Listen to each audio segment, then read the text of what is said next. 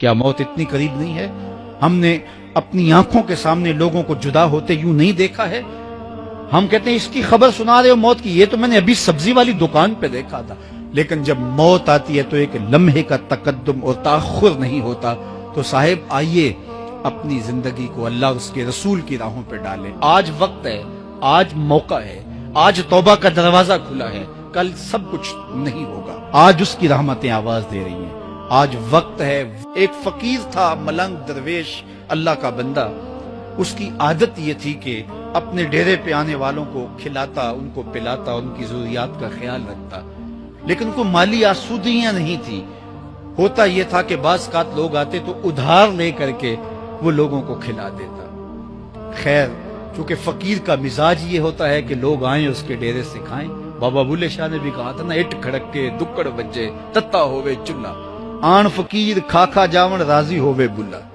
یہ فقیروں کا مزاج ہے. تو جو بھی آتا اس کے ڈیرے سے کھاتا اور وہ ادھار اٹھا اٹھا کے لوگوں کی ضروریات کو پورا کرتے رہتے. وقت آخر آ گیا. جن لوگوں نے ادھار دیا تھا وہ سارے تقاضا کرنے آ گئے.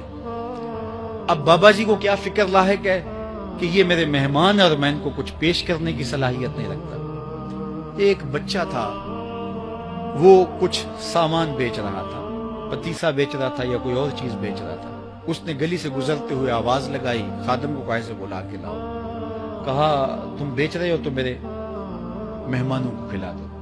بچہ بڑا خوش ہوا کہ میں سارا دن گلیوں میں گھوم کے یہ پتیسا بیچنا تھا، اب یہ ایک جگہ ہی سارا فروخت ہو گیا تو یہ تو موج لگ گئی، میں جلدی گھر چلا جاؤں گا، میری ماں خوش ہوگی. تو سارا ان مہمانوں کو کھلا دیا گیا. اور اس کے بعد کہا بابا جی پیسے؟ کہا تم بیٹھ جاؤ، جب ان کو ملیں گے تو تجھے بھی مل جائیں گے. وہ بیٹھ گیا، 2 4 10 منٹ بیٹھا تو بچہ تھا، پھر کھڑا ہو گیا، بابا جی پیسے؟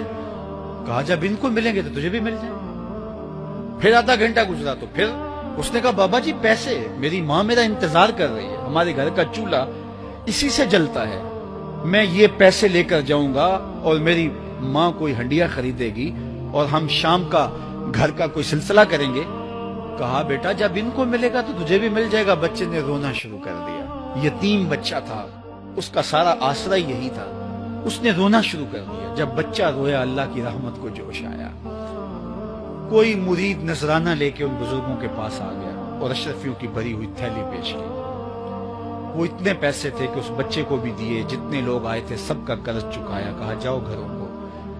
تو سب نے کہا بابا جی ہم صبح سے بیٹھے ہوئے تھے تو یہ نذرانہ دینے والا صبح سے نہیں آیا تو اب کیسے آ گیا؟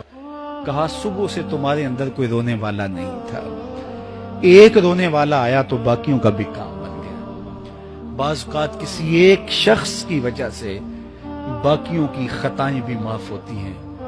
آج ہم اجتماعی طور پہ تا حد نظر اندر باہر اوپر نیچے اتنے لوگوں کے ہجوم میں اللہ کی بارگاہ سے یہ توقع رکھتے ہیں کہ مالک کتنے ہجوم میں کوئی ایک تو ہوگا جو تیرا لاڈلا ہوگا، کوئی ایک تو ہوگا جو تیرا بہت قریبی ہوگا، کوئی ایک تو ہوگا جس پہ تیری رحمتیں برسیں گی. تو مالک اس کے صدقے سے ہماری خطائیں بھی معاف کر دے، ہمارے گناہ بھی معاف کر دے. کوئی ایک رونے والی آنکھ مل گئی تو باقیوں کا بھی کام بن جائے گا. اٹھ فریدا ستیا تے میلہ ویکھن جا، وت کوئی بخشیا مل جاوے تے توں ہی بخشیا جا. میرے مالک ہم سب کی خطائیں معاف کر دے، ہم سب سے درگزر فرما اور ہم سب کے باطن کو ستھرائیاں دے دے، ہمارے اندر کو پاکیزگیاں دے دے. بہت وقت میں نے اور آپ نے صاحب گزار لیا، تیزی کے ساتھ زندگی بیت رہی ہے. میں اگر اپنے آپ کو دیکھوں تو میری زندگی کتنی بہاریں کاٹ چکی ہے. اگر آپ اپنے آپ کو دیکھیں، کوئی 60 سال، کوئی 20 سال، کوئی 25 سال، زندگی تیزی کے ساتھ گزر رہی ہے. بندہ جب سوچتا ہے کہ میں 40 سال کا ہو گیا ہوں تو آگے میری زندگی کے اگر 30 سال بھی ہیں تو 30 سال تو کافی ہیں، لیکن وہ پیچھے اگر پلٹ کے دیکھے تو 40 سال یوں گزر گئے جس طرح چٹکی بجائی جاتی ہے. جب چٹکی بجانے کے وقت میں 40 سال گزر گئے محسوس ہوتے ہیں تو جو باقی 30 سال اگر ہوئے بھی وہ تو گمان ہے میرا، وہ تو گمان ہے آپ کا. ہمیں تو ایک سانس کا بھی نہیں پتا. پوچھا گیا زندگی اور موت کے بارے میں کیا خیال ہے؟ کہا فجر پڑی ہے، پتہ نہیں ظہر پڑھ سکیں گے یا کہ نہیں. کہا اتنی لمبی امیدیں لگائے بیٹھے ہو. کہا ظہر پڑی ہے، پتہ نہیں عصر پڑھنے کا موقع نصیب ہوتا ہے کہ نہیں. کہا یہ بھی طول عمل ہے.